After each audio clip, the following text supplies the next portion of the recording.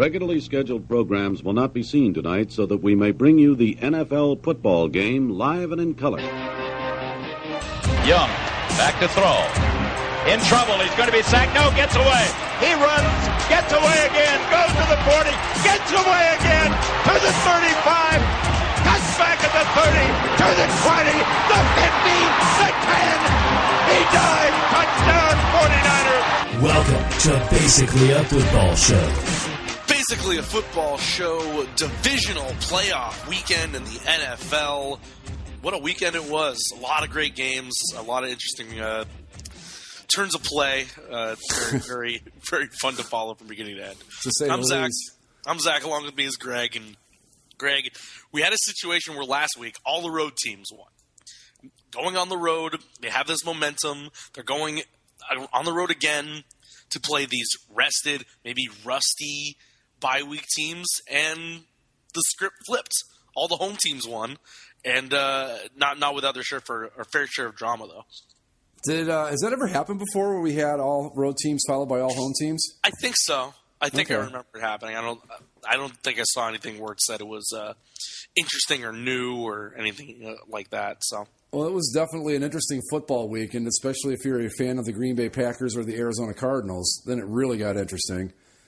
Yeah, But every game was pretty close. That was, usually there's at least one bomb in the bunch, but they were all pretty good games, and it was just a good football weekend. I don't think I'm surprised by anything that's happened so far, but other than that, yeah, it was good. Yeah. Crazy, a little bit stressful at times for certain fan bases, I'm sure. Yep. Well, let's start off with probably the most matter-of-fact game of the weekend. The opening game of the weekend, as Kansas City, with an 11-game win streak, went on the road to Foxborough to take on the Patriots. And things, I don't think this was that interesting of a game from start to finish, really. No. New England was in control pretty much the whole time. Kansas City couldn't get any field goal or couldn't get anything in the end zone in the first half.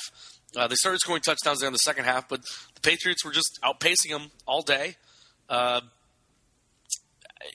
Kansas City might have had a shot at the end, but of course, as it goes, Andy Reid kind of mismanaged the clock a little bit, and the Chiefs ran out of racetrack. Has Andy Reid ever felt a sense of urgency in his entire life as a football coach?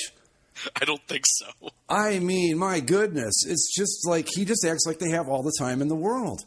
Yeah, no, and they're saving their timeouts. Like, they hit the 2-minute warning and they still had all 3 timeouts, and I'm thinking, well, maybe they think they're going to need all 3 timeouts, but otherwise they were just kind of moseying up to the line, making their calls, hiking the ball, throwing it, jogging up to the line. Like, you realize that you have to score, get an onside kick, and then drive the length of the field again. Right. To win or tie this thing, right? I mean, I think that we can all agree that overall, Andy Reid's a pretty good football coach. He's had good success with Philadelphia, and he's been pretty successful with Kansas City, except that I would like to look back and see how many games. Now, granted, you don't ever know exactly what's going to happen. You just kind of have to, at the end of a game, you don't know if they're going to pull it off or not, but how many games has he maybe cost them by his horrific clock management skills at the end of a game? It's unbelievable. Just to watch them, I mean, it was like they just didn't care. Like they thought 2 minutes meant 20 minutes left. I don't know. I don't get it. But it's always been like that. It's hard to understand, but either way, the Patriots do what they do, and they make it to another AFC Championship game. 10 out of the 15 years that Brady and Belichick have been together, they've been in the AFC Championship game. That's insane. That is amazing. A 27-20 win. Patriots move on. They will go on the road next week for the AFC title game, but they get it done at home in Foxborough. They're just a well-oiled machine. Tom Brady, 300 yards, 2 touchdown throws. He ran for another, barely, but he got in. Right. But, I don't – what else is there to say about this Patriots team at this point other than they're the most well-coached, well-oiled machine in football? I think the only thing really left at this point is to stick them into historical perspective. Are they the greatest team of all time? And by that, I mean, I think if you go season by season, probably not. Because you've got teams like the 72 Dolphins, the 85 Bears, some of those Steelers teams, some of the Niners teams, some of the Cowboys teams, etc. But overall run, I think you could have put that year where they lost 18-1 Yeah. as like the best football team of all time, but they didn't win. Right. So, I mean, offensive numbers, defensive numbers, they were all up there. But, yeah, definitely. As an era of football, like when we classify them with – well, and the thing with the Patriots, now that I think about it, like you had the 70s Steelers, the 80s Niners, the 90s Cowboys. Right. When you think of the Patriots, they've not only been the 2000s Patriots, they're now into the 2010s Patriots. I mean, they've done this for 2 decades now, which all the other teams you brought up, they were great, and some of those teams were really just some of the greatest you'll ever see. But these guys have done it. We're now in 2016. I think we're far enough into it to say that they're probably the most dominant team of the 2010s, as well as the aughts or whatever we're calling the 2000 era. Mm-hmm. It's just an amazing thing, and I don't know that you can argue against Belichick being the greatest NFL coach of all time at this point. I mean, who else would you put up there? I mean, who else would be better? I guess. I mean, you get Bill Walsh is always up there. Tom Landry is up there, I guess, but not for this extended run like this. Yeah, and again, and I'm not taking anything away from the teams that preceded these guys as dynasties, but they've done this in an era where you can't put together a team like, say, the 70s Steelers did, where you can keep that team together for a nice long stretch. I mean, you're constantly moving pieces and free agency guys come and go and all that, and they still just are. Have they even had a losing season since the first Super Bowl win? I mean, I'm sure they have. I just don't remember it. No. Not even a losing season. No. Yeah. No, I mean, they've only missed the playoffs the 1 year with Matt Castle, right? And they still went 11-5 that year. Right, I know, which is insane. The only year the Patriots have missed the playoffs in this stretch, they had 11 wins. Yeah. Without their all-generation quarterback in Tom Brady. And yeah, they still. And a lot of people like to use that as an example of, well, maybe Brady's not so great. Okay, fine, if that's what you want to do, but I don't buy that. But yeah, they're just. I mean, you're right. We could sit here and. I don't know what else there is to say about them, really. I mean, they won. I don't think anybody's surprised by the fact that they won. I don't think anyone's shocked that they're going to be in the AFC Championship again. And what else do you say at this point? I guess you just sit back and watch and hope maybe somebody knocks them off, or maybe you hope to see them go all the way and get that 5th Super Bowl. Who knows? Yeah. Going into the weekend, well, especially after Tom Brady and the Patriots won, CBS Sports put this thing up on Facebook. For the 12th time in 13 seasons, either Ben Roethlisberger, Tom Brady, or Peyton Manning was going to represent the AFC in the Super Bowl. Wow. Just think about that in terms of the AFC. Like, we always talk about the NFL with its parity, and teams can sprout up and come up. In the AFC, it's Tom Brady, Peyton Manning, Ben Roethlisberger. Yeah, it doesn't happen in the AFC at all, really. No. I mean, I'm trying to think of who the quarterback was out of that wasn't Joe Flacco. Joe Flacco, okay. All right. Joe Flacco and the Ravens. That's it. And that's it. And who Joe Flacco and the Ravens had to beat in the AFC title that year? Patriots? Or was it Peyton Manning? I think. I don't know. I don't remember. Yeah, it was Peyton Manning because that was when Joe Flacco threw up that bomb late in the game. Oh, that's right, at Denver. Yeah, that's right. Yeah. The run as far as you can. I think they beat the Patriots in the first round that year. Was that the year they wanted to just stomp the daylights out of the Patriots in New England? I think so. Okay. Yeah. Yeah. But yeah, it's just an incredible run of dominance, and do we want to sit here and pile more superlatives on top of them? No. I don't think so. Because not really. Because I don't like that this happens. I'm tired of this football team. I am too. I'm honestly kind of tired of the whole AFC because when you look at it, we had a little bit of new blood with the Chiefs coming into it, and but at the end of the day, here we are again. It's Denver. Maybe Pittsburgh was going to be part of it, and it's New England again. The script gets a little old after a while, but yeah. Yeah. I mean, you hate talking about it, but they're there every year. The Patriots move on with a 27-20 win over your Kansas City Chiefs. Yeah. Move on from one of the more matter-of-fact boring games of the weekend to the most exciting game of the weekend, I think. Oh, my God. The game on Saturday night, Green Bay at Arizona. Insane. Just an insane ending.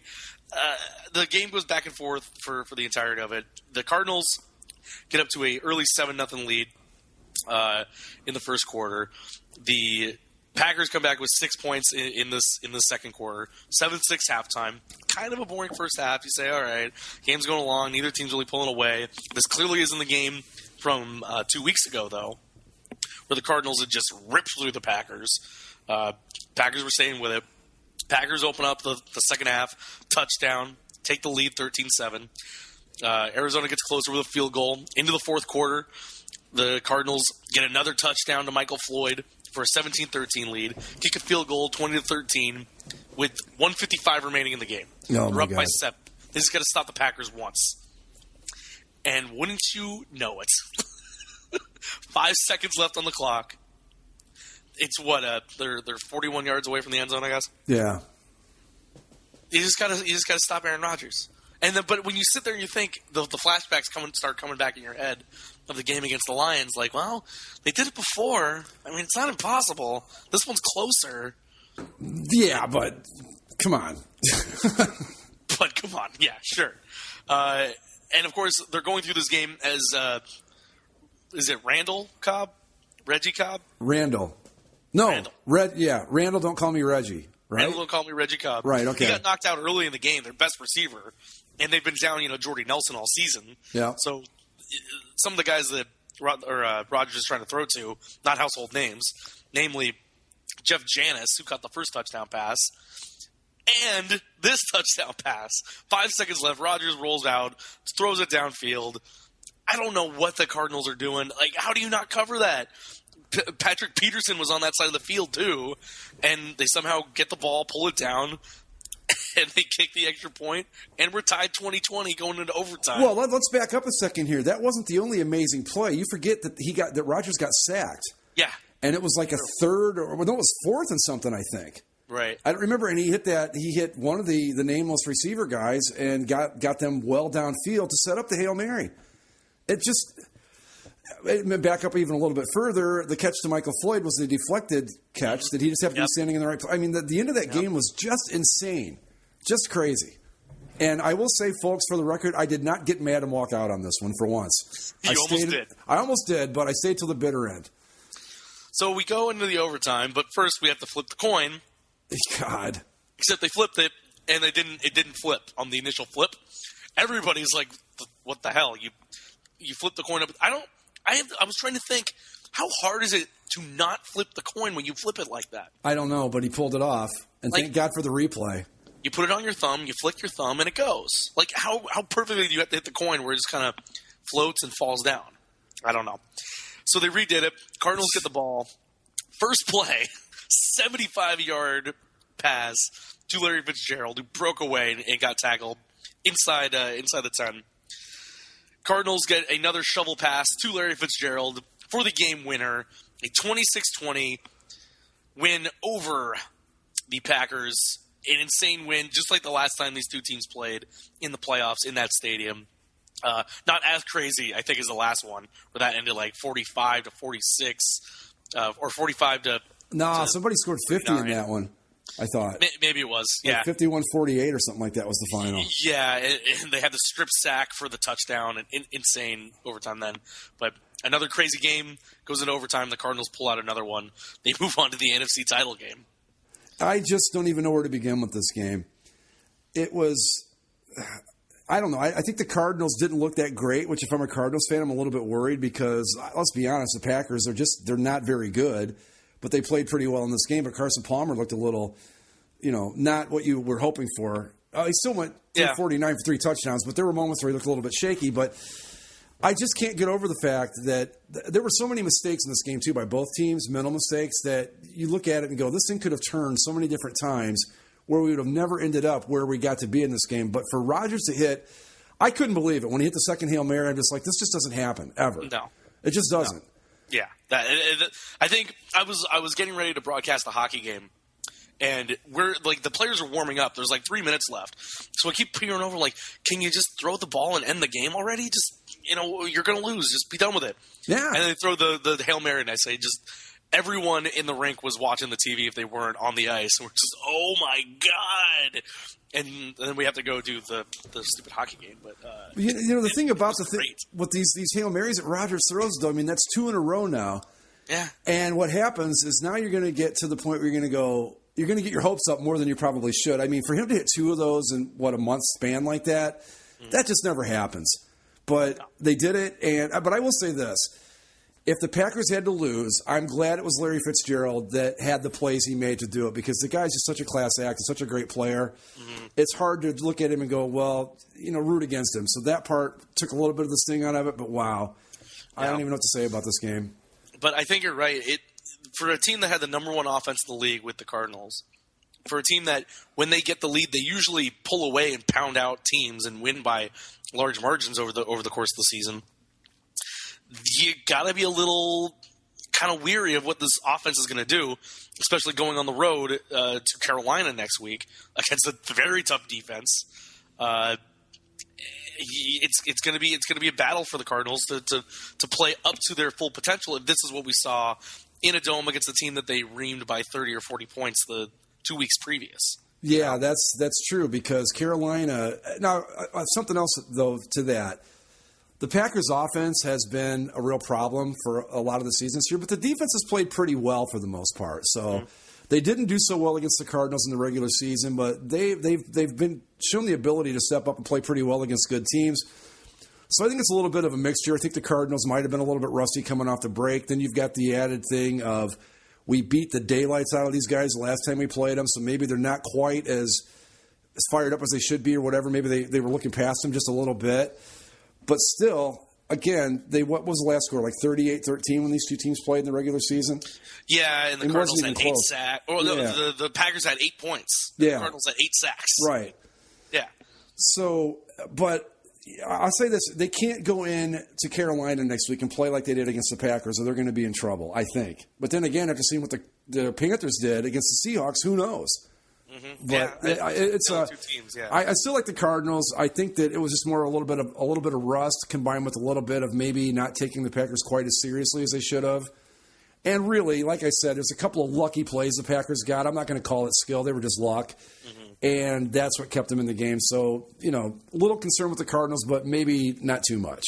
Yeah, I mean, I would say the same thing about the Cardinals. A little luck here and there, but. And it also has to deal with they got the ball first in overtime. They scored the touchdown. Yeah. Who's to say that if the Packers got the ball first, they wouldn't have gone down and scored a touchdown either. So hard to tell. But them's the breaks in overtime and playoff overtime. And so the Cardinals, they go to their second NFC title game. So we move from Saturday on to Sunday, and I already mentioned it. Who the Cardinals will be traveling to. As the Carolina Panthers host the Seattle Seahawks in the divisional round. And from the beginning of this game, it looked like it was going to be just an absolute slaughter. And it was through a half. The Panthers come out scoring their first drive in impressive fashion. Seahawks' second play is a pick six. So they're down 14-0, 3 minutes in. Panthers keep pounding it down their throats. Go up 31-0 at halftime, and almost everybody had pinned this as, the Seahawks are done. To match this, they'd have to pull off, or they'd have to tie the biggest comeback in playoff history. It just didn't look like the Seahawks had it that day, and that they might be finally done. But what did you think at halftime of this one? I will say that me and our basically a sports show co-host Mike, both on the CCSLC board, said. We'll believe this team is – Mike said when they were down by 42, I said, I'll believe the Seahawks are finished when the clock hits 0 and the Panthers have more points. I was only half serious, but at 31-0, I didn't feel entirely comfortable because it's the Seahawks and they're like a vampire. Unless you can kill them with a stake through the heart, they're not going anywhere, and they damn near pulled it off again. Yeah, just unbelievable. Well, you go into the second half, and I think part of the problem for the Panthers, it seemed like the entire second half – they were just trying to kill the clock. Right. They would walk up to the line, wait till there was 3 seconds, and there were plenty of times where they were going too slow, and Newton got pissed and had to call a couple timeouts. Yeah. In the second half because all they were doing was running the ball and killing clock. They weren't being aggressive. They weren't trying to step on their throats and really kill this thing. Because if the Panthers had come out and scored a touchdown early in that third quarter, and all of a sudden it's 38-0, then maybe the Seahawks are like, all right, I think we're done here. You really break their will, but they just kind of try to kill the clock, waste their time, and it kept giving Seattle opportunities. They took their foot off the gas, and especially in this day and age in football, not only in the NFL but in college, we've seen it so many times over the past 15 years or so. You just can't ever let up on a team no matter how big of a lead you have because This is what happens. They came out, and you're right, they came out and said, okay, we've got 30 minutes we've got to kill here to move on to the NFC Championship game. You should have come out and just kept your foot on the gas. And then when you're up like 48-0, okay, fine. Then maybe you back off a little bit. But a good football team like the Seahawks, to score 31 points and a half is nothing. And they almost pulled it off. I think they just ran out of time, basically. But to me, if Carolina hadn't done the conservative thing, this game would have never been close. But they let them right back into it. And that's dangerous. And the Seahawks kept coming and coming and coming. And God damn it, Russell Wilson. Yep. Like, one of those touchdown passes was another one where he was about to get sacked, turned around, and just turned and threw it to the back of the end zone. And, of course, it lands right in the hands of Jermaine Kearse. Like, he's the only quarterback in the league that could ever pull that off. And and normally that would be like a complimentary statement to say. I hate that. Like, there's no Russell Wilson. Just, he confounds me so much that just how much pure luck it seems is on that team's side sometimes. Well, but, everybody was complaining, like with the Cardinals-Packers game. Aaron Rodgers is so lucky. He's so lucky. Maybe he is. I don't know. But if you want to talk about a guy that's just lucky all the time, it's Russell Wilson. I mean, how many, last year we saw it in the NFC title game, that ridiculous 2-point conversion pass that he got away with. Last week we saw it against. About to get sacked. Right, against the Vikings. 50-yard pass to Lockett, yeah. I mean, you can't. It can't be all luck, but for Pete's sake, can something go against the guy just a couple of times just to give us hope and in the order of the universe or something here? Yeah, when Aaron Rodgers gets lucky, it's like he might get lucky in escaping or something like that. But when he makes the throw, it's never like just a turn and fire. Right. Most of the time, he's trying to pick somebody out and throw it to them. The Hail Marys are a different animal altogether, and you can throw that up here and maybe saying we're being hypocritical about it, but whatever. With Russell Wilson, it literally looks like he doesn't know where he's throwing the ball. Like he's just chucking it. No, I think that some of the passes look really no different than if they snapped the ball to me and I went running with my back to the line of scrimmage and just flung the ball over my head. And just it would just end up wherever it ended up. I mean, that's what it's like sometimes. He just chucks the ball and miraculously somebody's standing there to catch it. It doesn't look like he's looking for anyone when he makes these throws. He just throws it, and we'll see what happens. And damn if it doesn't work most of the time. Either way, the Seahawks kept pushing, coming back. They cut it to 24-31, a 7-point game with 1:12 left. And Carolina recovers the onside kick and runs out the rest of the clock for a 31-24 win. The Panthers move on to their second NFC title game in franchise history. I heard it was their fifth. Was it their fifth? Yeah, because they had one. They had one in '96. They lost to the Packers in Green Bay. They won one against whoever they played the year they went to the Super Bowl, and I guess they played in 2 other ones. That's what they said on the TV show or on the broadcast yesterday. I don't know. I don't remember. I don't know. I thought it was. Maybe it's the second one they're hosting. Yeah, it's definitely their third. At least their third one. So. Yeah. Anyway, so their second game that they're hosting, but they win. They're going to host the Arizona Cardinals, and it's funny to think these two teams played each other last year in what was probably one of the most ugly NFL playoff games you've ever seen. It was raining. The Cardinals were playing with their third or fourth string quarterback. The Panthers couldn't get anything going. It was just a garbage football game. Fast forward a year later, and now they're two of the best teams in the entire NFL in terms of record and how they played throughout the regular season. And now they're playing each other as the 1 and 2 seed in the NFC title game. It's kind of – we talked about the lack of parity in the AFC, and then you flip that over to the NFC, and it's amazing to see how things flip from one season to the next. Right. The Panthers came in last year. They were 7-8-1 last year. Mm-hmm. The Cardinals were playing a lot like they played this year. They were looking pretty good, and then they lost Carson Palmer and ran through a series of quarterbacks that, if you put a gun to my head, I couldn't name one of them right now. Drew Stanton, I suppose, but after that, it gets a little murky. But yeah, Drew Stanton, Logan Thomas. Yeah. And now here we are, two of the very best teams. And honestly, I think whoever wins this game is probably going to be the favorite in the Super Bowl. So move on to the final game of the weekend. Probably not the prettiest game of the weekend, and I don't think we expected one going in based on the health of the Pittsburgh Steelers and what we could expect maybe from Peyton Manning. But Pittsburgh went into Denver. Ben Roethlisberger, you think about all the stories about him having the torn ligaments in his shoulder, and how is he ever going to throw, and Antonio Brown's out. He still threw for 339 yards. Martavius Bryant, 154 yards, 9 receptions. But the Broncos do just enough and pull out a 26-16 win to host the AFC Championship game next week.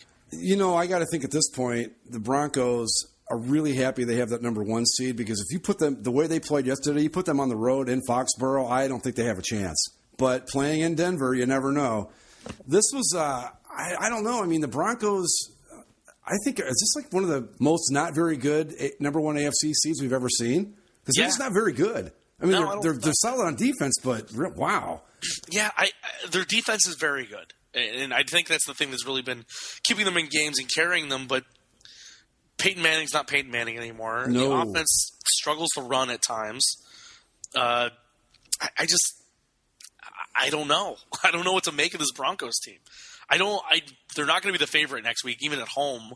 I wouldn't think. Probably not. No. And I don't know. I don't know what to expect from the Broncos week to week, because I don't know if we're going to get good Peyton Manning, if he's going to get injured again, if he's going to throw an interception, if the defense is going to fail the Broncos. Who knows? But I don't know what to make of him either, because you look on paper going into the week. If the Broncos are healthy and the Steelers are playing like they are, you thought that the Steelers were going to get crushed, maybe. But the Broncos couldn't really separate themselves all game. I think if Antonio Brown's healthy, I think the Steelers win this game easily. Maybe, yeah. Yeah. It's just it's kind of cool, I think, if you're just a fan of football and history and all that. It's kind of cool that 8 weeks ago we would have never guessed in a million years Peyton Manning would be playing in the AFC Championship game. So it's cool from that aspect to see that he's got one more shot at this, because this has got to be it, right? If I was Peyton Manning, I would say it would be it. But he keeps saying it sounds like he wants to play another year. Oh, Peyton, as one of your biggest fans, as you're one of the players that makes me enjoy football. Please stop. Please, for the sake of everything, of your legacy, of your body, you got to stop playing. The football gods smiled upon him this season and said, we're going to grant you one more shot at this, when really no one in the world would have expected it. I think that you're right. He's got to just say after this, okay, that's it, I'm done. He's a free agent after this, too. So he has to deal with the Broncos if they want to bring him back. And then if he wants to go play somewhere, he's not going to go to a new team and try to learn a new system and have another – what team's going to bring him in and think he's going to be the key to our success? Right. He's looking at going to a team – I mean, I think we talked about it a few weeks back. If there was one team out there that I thought, okay, if he's going to come back and he's the best option available, I could see the Houston Texans maybe rolling the dice one more time, but I don't think they will, because he just doesn't – he's shown no signs this season at all of being the Peyton Manning that we're used to. Well, has he shown signs of being better than Brian Hoyer? Well, I don't know. I just think on spec you got to give it to Peyton Manning, right? I mean, but right. But when you even have to stop and think about that for a second, go, I don't know. Is he better than Brian Hoyer today? I'm not so sure he is. I don't know. But that's about it. I mean, other than that, for a contending team, I should say. Other than that, if he wants to go, look ridiculous in a Cleveland Browns uniform for a season or something, that might happen. But other than that, no, it's time. He's got to just hang it up. Yeah. And he's got, we get Brady Manning one more time. Brady Manning 16. Yeah. And 17, I think. Something like that. I'm going to be rooting for Peyton Manning. I'd like to see him get that second Super Bowl, but I don't know even if he gets past the Patriots, he's got much of a shot against either of the NFC teams. No, I don't think so. So it's a weird. I would have never just in a million years would have never put him in the AFC Championship game after the way we saw him play before he went down with the injury, and here we are. So who knows? Yeah. On the Steelers side of things, though, I think they're still happy getting to where they did. Sure. At this point in the season. Most people had them missing the playoffs. Yep. After all the injuries they sustained, you'd think that they weren't going to make it, that they were going to get – that they might have lost in round one. They got lucky by Andy Dalton being injured as well, and the Bengals being just stupid. Yeah. And they get to this game, they have a shot, and they just can't ultimately convert, and the Broncos do a little bit more. But I think if you're a Steelers fan, you're okay with this. I think so, too. I think that going into the season, if you had told them, kind of like we talked about with one of the college teams a couple weeks back, if you said this is what you can get this year, I think most Steeler fans would have taken it. Yeah, because even, I didn't have. Even if they had won, like if they wouldn't, I don't think they'd have much of a shot against the Patriots next week. We were afraid of maybe like earlier in the year when the Steelers were really rolling, and they had a healthy Le'Veon Bell, and they even lost D'Angelo Williams, the running back, going into this week too. Yeah. So if they were completely healthy and on a roll like we thought they would be, maybe they'd give they probably would have beaten the Broncos, given the Patriots a shot. But now, I don't think they even had a shot at winning next week had they pulled this off. It would, again, all depends on their health, and they weren't healthy enough. And Roethlisberger, I don't think he was as hurt as people thought he was, but still, he's not 100%. And you're going against New England, and New England, God, they're again, like always, laser focused and on the task at hand. So no, but I think the Steelers had a really good year. What they finished with 10-6, 11 wins total on the season. Yeah. If you count the playoff game, I think it's a good season for them. I don't think we had them going this far at the beginning. No. Good to see for the Steelers to get that far, and the Broncos move on. Yep. So, championship weekend coming up. In the AFC, as we said, it's the long-time battle, probably for the last time. Enjoy it while it lasts. Brady Manning, Broncos, Patriots in Denver. How much do you think the Patriots now are kicking themselves for lying down against Miami in that last week? Probably a little bit. And losing home field advantage in this game. A little bit, I would think, because on paper, New England looks like they're clearly the better team. But it's Denver, and crazy things happen in Denver. So I think that they're probably kicking themselves a lot that they don't have that home field advantage right now. Yeah, and I mean, you look at the time when they played them in the season this year. Brock Osweiler was the starter. It was in a snowstorm, went to overtime, and the Broncos pulled it out. Yep. So who knows what the weather's going to be like next weekend in Denver. But Pats Broncos, what do you see now? Here's what I'd like to see. I'd like to see Peyton Manning come out and be Peyton Manning one more time. Mm-hmm. And lead the Broncos to a nice, easy win. I think that would be really cool. Just like I said, as a football fan, as somebody who dislikes football history, that would be fun. What I think is going to happen is that the Patriots are going to come in and win by 2 touchdowns without breaking too much of a sweat. Yeah. I mean, I hate to say it, but they're going to go back and they're going to be shooting for that 5th Super Bowl. I think so too. I mean, obviously, I've said many times on anywhere that anyone's ever seen me talk about football how much I love Peyton Manning as a player. I too would love to see him get that extra chance at a Super Bowl and give it one more shot and do one more solid Peyton Manning performance. But it's hard to bet against the Patriots right now. Just until Tom Brady goes. And the thing with Tom Brady, he's not that much older or younger than Peyton Manning is, but he doesn't seem like he's slowed down at all. Yeah. Compared to Tom Brady of 10 years ago, right? Like, he doesn't seem like he's lost any arm strength, any accuracy, any ability to read the defense, even any of his mobility in the pocket. He still seems like the same Tom Brady that has always been. So it's hard to pick against that. And the Patriots defense went up to snuff, and whatever game plan Belichick can come up with. And you know that they want to get payback for losing to the Broncos in overtime earlier this year in Denver. And it's hard to beat anybody twice in the NFL. It's going to be exceptionally hard to beat the Patriots twice, let alone the second time being in the AFC Championship. But for just history's sake, when you think about Peyton Manning's time with the Indianapolis Colts, what kept happening when they kept going to the AFC Championship games? They kept losing to the Patriots in Foxborough. Yeah. Then they finally got the Patriots to come to Indianapolis for the AFC Championship game. They won that AFC Championship game and then beat the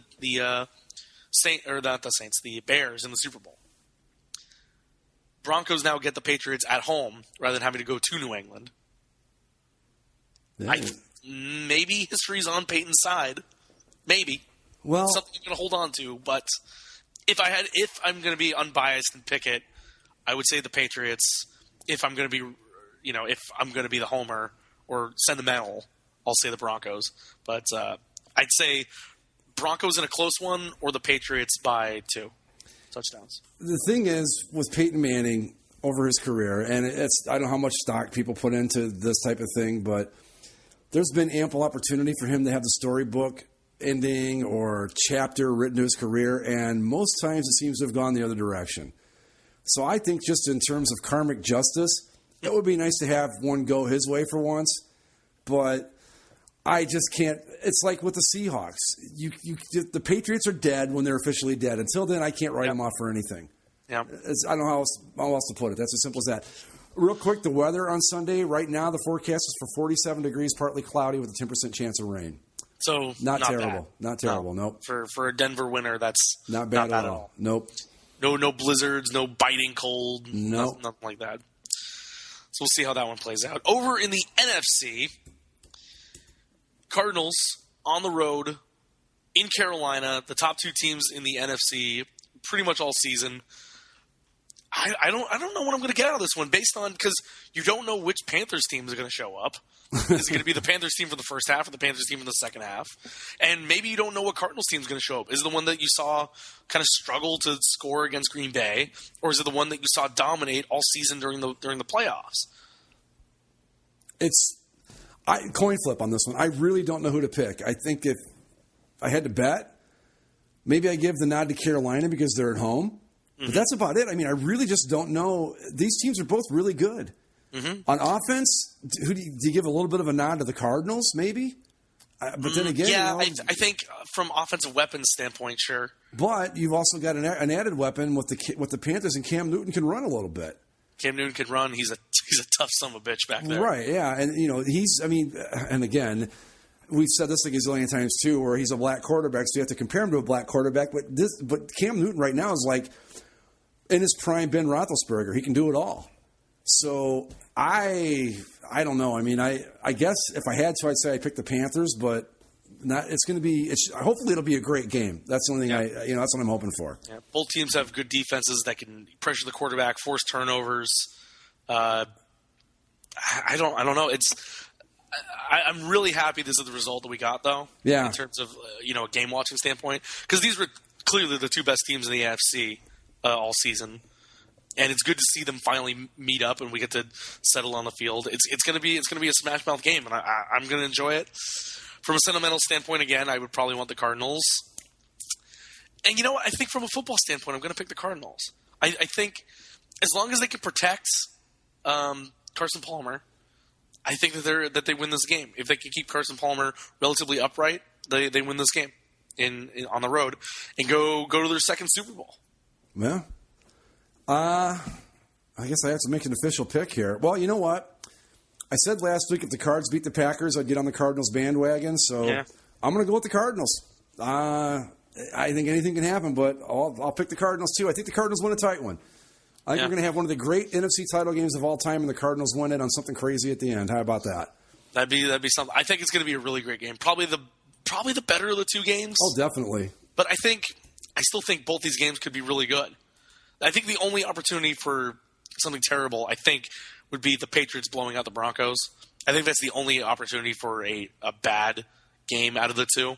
Yeah, but you know what with the Patriots? I mean, yes, they've been the Patriots all season long, but they didn't dominate the Chiefs. I mean, they beat them. There was really never any doubt. But you look at the Chiefs, and I think a team with a little more offense might get back into that game. I think a team that's a little better coached might get back into that game. So, you put the Patriots on the road in Denver. It could be tight. But real quick on the weather in Charlotte for Sunday, 52 and sunny. So we should have good weather for both games. Yeah. So that shouldn't be a factor. It'll be good. It'll be 2 fun ones as we get ready to go to the Super Bowl. Yeah. It'll be fun. Last 2 things from once the games are all over, this is a little kind of paperwork portion of the program. Tennessee Titans keep their interim head coach, make him the regular head coach. Mike Mularkey comes back to the Titans. Why? I don't know. I guess, are they expecting to continue to be bad? Do they want to be bad? To me, they just waved a big white flag and said, Titans fans, don't worry about next year. There's nothing to get excited about, nothing to see here. We'll see you again in 2017. Well, the best part was the GM of the Titans at the end of the press conference, like, encouraged the fans, like, no, come out and support this team. We're going to be trying real hard. Like, all right. Everybody tries hard. Yeah. No, that's... You got no talent, now you got no coach either. I guess if you want to match set, I guess that's the way to go. But, yeah, I don't get that move at all. No. Tampa Bay elevates their offensive coordinator, Dirk Cutter, to head coach. I don't know a thing about him. You don't know anything about Dirk Cutter? Not really, no. Let me pull up his resume. He's actually been around for quite a while. Is he one of the hot coordinators that has been on the... Yeah. He was the head coach of the Arizona State Sun Devils, 2001 to 2006. Head coach at Boise State from 98 to 2000. Offensive coordinator at Oregon from 96 to 97. Boston College, Missouri, UTEP, San Francisco State, all offensive coordinators. Came into the NFL in 2007 as the Jags coordinator, 07 to 11. Falcons offensive coordinator, 12-14, and they were Tampa Bay's Buccaneers offensive coordinator last year, now the head coach. He'd been rumored to take a couple jobs, including the Philly job. But this is one of the reasons, supposedly, that the Bucs fired Lovie Smith was to keep Dirk Cutter in the fold and elevate him to head coach. Oh, I didn't know that. Yeah. So, interesting to see how that one plays out. And in Philadelphia, Doug Peterson announces the new head coach. Doug Peterson, one of the many prominent Cleveland Browns quarterbacks of years past, played in Philadelphia for 1 year as a player. He had a 2-7 record in 9 games as he was basically keeping the spot warm while Donovan McNabb was learning how to play in the NFL. I think Doug Peterson's like number 14 on the jersey for the Browns, the quarterback jersey. Yeah. So I mean, I don't know much about Doug Peterson's coaching career, but apparently they saw something in him they liked. Yeah, he was the offensive coordinator for the Chiefs these past couple seasons. Also coached with Andy Reid a little bit at the end in Philadelphia. So you think maybe they're trying to get a little bit of the Andy Reid magic back through one of his, like through a protege or something? I don't know. Well, he was a quality control and quarterbacks coach while Reid was in Philly, and has been the offensive coordinator in Kansas City for the last 3 years. So I don't know. And I don't think we talked about it last week or on basically a sports show. What do you think about Chip Kelly to the 49ers? I think it's one of the better fits right now. The 49ers could be a dumpster fire. Chip Kelly can make this thing even worse. But I think if there's anybody that's going to use Colin Kaepernick in a way that we could see Colin Kaepernick get back to what he was when the 49ers went to the Super Bowl, Chip Kelly might be that guy. Well, and something else to add, too, and I'm not going to try to convince anybody that Blaine Gabbert's got a great deal of potential, but don't forget that, but he played in a similar type of offense when he was at, Missouri, I think, right? Yeah. Yeah, so I think it's a good move. I think that Kelly did a better job than he gets credit for at Philadelphia, and if he can work out his people problems, I think he could be a good coach. But I think if you're the 49ers, it's either Chip Kelly and try something new, or you're just going to go out and get a retread. I don't think you're going to get any real big names, one of the hot coordinators that come there, because they look and go, there's nothing to work with there. Yeah, I mean, it'll also be interesting to see because supposedly Jim Harbaugh had people problems with, at the end of his tenure in San Francisco. Chip Kelly's similar to Harbaugh in that sense. So we'll see how that plays out. I don't think it's a bad move, is what I'm trying to say, I guess. Yeah, no, I think it'll be a fine move. I don't know what the ceiling is for it, but it also could blow up in their face. But I think it's fine. It'll be interesting to see how it plays out. I think it definitely has the potential to be a happy relationship. Yeah. All right. But that'll do it. No college. And I guess, the one thing I missed on college last week that I forgot to talk about. Congratulations, a belated congratulations, to the 5 consecutive back-to-back FCS champion North Dakota State. Okay. Bison. Was it the Bison? Five-time FCS champions. Not bad. Not bad at all. They're not the Jackrabbits, huh? That's somebody else. That's South Dakota. South Dakota, okay. All right. Yeah, North Dakota State's the Bison. Okay. Say it with a Z. Bison. Bison. But it's spelled bison, but they say bison. All right. Whatever. that'll do it for Basically Football Show this week. Follow us on all of our platforms, etc. Spreaker, iTunes. Listen to our other show. It's pretty funny. We have a good time. I like to think so. This week on Basically a Sports Show, if you missed it, riveting discussion on whether the Beverly Hillbillies are still a relevant thing to pop. Tune in for that. Anything else to say before we go on our way, Greg? Only that Basically a Sports Show is the only show you're ever going to find where you're talking about NFL relocation and the Rams and some serious discussion about that, and it's followed up directly with a debate about the Beverly Hillbillies. That's the kind of entertainment you can't get anywhere. Go Broncos. Go Cardinals. I'm going to say go Broncos and go Cardinals, and if the Panthers win, that's okay too. Until then, enjoy the championship weekend of football.